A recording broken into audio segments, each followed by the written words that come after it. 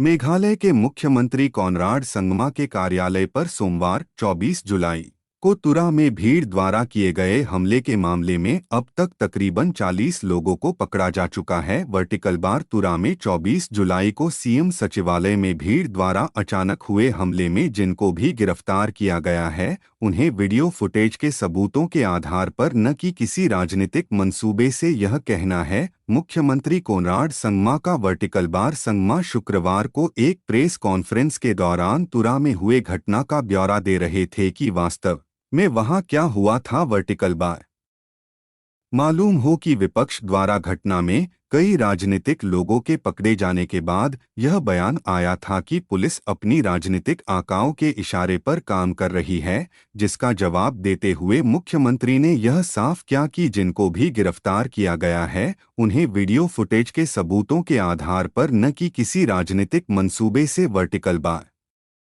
The reason why that was there, that I cannot reply for them.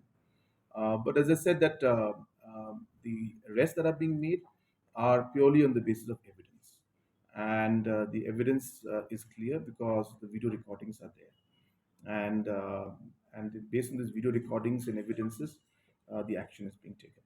So it is every action and everybody being arrested and every individual who's there, who's going to be arrested in the future, or any action going to be taken in the future, is based on pure evidence.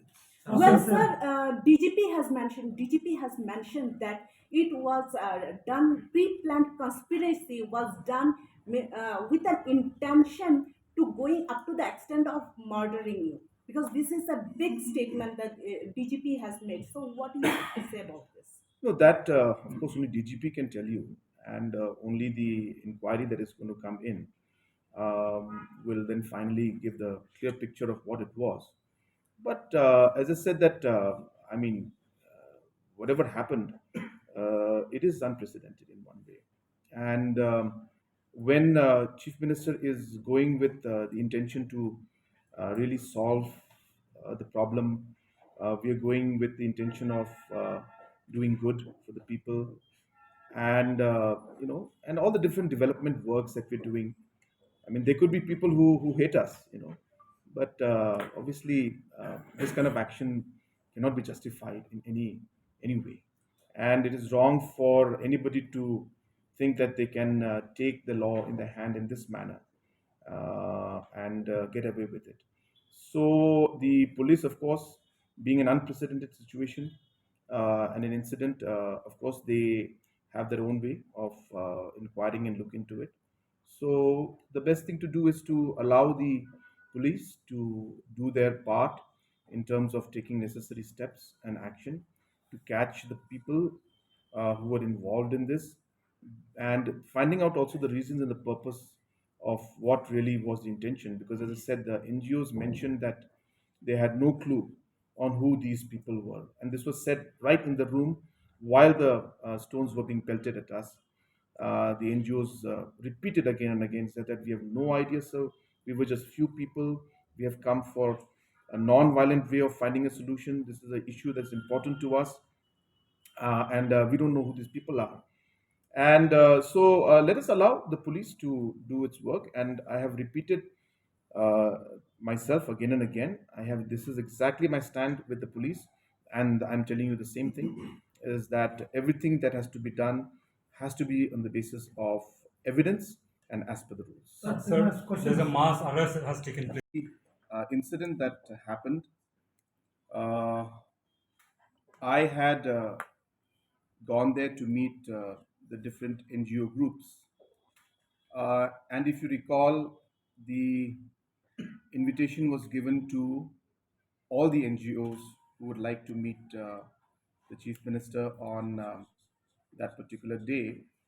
And the venue was the Circuit House. And some of the NGOs actually came to the Circuit House and met me there. But there were certain NGOs who were uh, fasting there in another location, and they had insisted that the chief minister should come to the spot where they were fasting, and hence I genuinely wanting to understand their concerns and genuinely wanting to meet them and having no, as such, any issues with going ahead with whatever would help in finding a way forward. I agreed to go there, and I went with a very open mind. I went with a very positive mind, and I went ahead with a very kind of concern for the issue. So that is what my thought process was, and the initial inputs that came in from my security agencies and the police was that it cannot be in the venue itself. It is not going to be safe, but we can have it in the official CM office. Secretariat is there where I have a room, which happens to be just next to the place where they were having the fasting. And hence, the communication was made to the NGOs who were fasting that that location can be suitable. And accordingly, they agreed, which, as I said, was right where they were, but it would be at least a place where we would have a room to sit in. And so basically, when we had that sitting, we discussed many issues, and they were told that you can bring in whoever from your organizations and your groups and your team, whoever you want to bring in, you can bring them in. And they selected their own people, and those selected people then came into the to the meeting. And in the meeting, we discussed many concerns that they had, and they went beyond the concerns that were mentioned earlier by them regarding the backlog and their concerns regarding the winter capital. And apart from that, also many other subjects came out, and discussion was going in a very positive manner. And when that happened, then we could then slowly, after about close to an hour and a half, we could hear a bit of sloganing that started. And then we continued to discuss. And in the meantime, I had asked the SP and the administration just to check. And I also mentioned to the NGOs that this kindly ensure that your people are peaceful and controlled. And then after a few minutes, when the snoggling went on a bit more louder, I then told the groups that, look, I think you have to go and tell them outside. Maybe they're waiting for some kind of a communication, a message from you. So kindly go outside, and you can then tell them to be silent and be peaceful, and that you will come and brief them. And when the people who went out from the meeting, when they came back to the room, they then told me that, or not just me, they told the entire room that was there, that included the other members from the other groups who were with them, and also the SP and the DC and other officials who were sitting there, that they don't recognize most of the people who are outside, and that these members who are standing outside are not part of their organization. And in fact, some of them, their eyes are like blood, red blood, they look intoxicated. And then they said that we don't know who these people are, most of them. So that's when we could figure out that there is something that's more complicated than what initially was thought, and that it seemed like there were organizations or people or individuals or groups who had come in there who were not part of the actual initial movement or whatever the fasting that was taking place. And in fact, the reports that we had received was initially that about 10 to 15 to maximum 20 people in a day used to be there. Once in a while, some group used to come, and then, but on an average, there was not a very large number that used to sit there during the fasting time. So therefore, when all of this happened, when the NGOs came in and told us that these people who are outside are not part of their group and they don't know them, that's when we could understand that, as I said, there are other elements part of this. Now, I want to be very clear in my standing here. Is that we are very clear that anybody who will be arrested or anybody who will be picked up or any case that will be filed will be purely on the basis of evidence. What happened was not correct.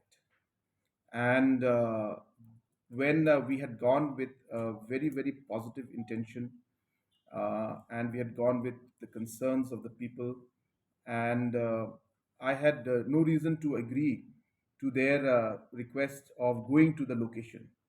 I could have easily stuck to my stand that no, they should come to Circuit House, which is what the security agencies wanted me to do. But I said, no, I am concerned and I'm genuinely wanting to resolve this. And I have no ego problem or anything where, it looks bad for me to go. I'll go. If it helps the cause, I have no problem in going. And I went, as I said, with a very, very positive and a very clean thought that I'll be able to uh, talk to them and will be able to find a way forward, as I said. So now, when all of this happened, this attack that took place, uh, from all the statements that we could make out while we were in the room, that there were external agencies or organizations or groups or individuals who were not connected with this came in, and hence there were indications, and it just so happened that a lot of these people who were then shouting outside, especially and instigating, happened to be from certain political parties who were past candidates of certain political parties, and hence from that angle that link was there. But I want to make it very clear, we are not going by political parties, or we're not even trying to say that this is this political party, that political party. All we are saying is that everything will be based on evidence. No matter what party an individual may belong to, or what organization may belong to, or whatever background the person may be from, if the person, uh, based on proof and evidence, was involved in instigating and was involved in any way in the incident that time, will be, action will be taken against those individuals. So it is not political or party, but it is purely on the basis of evidence. Sir, prior to your visit to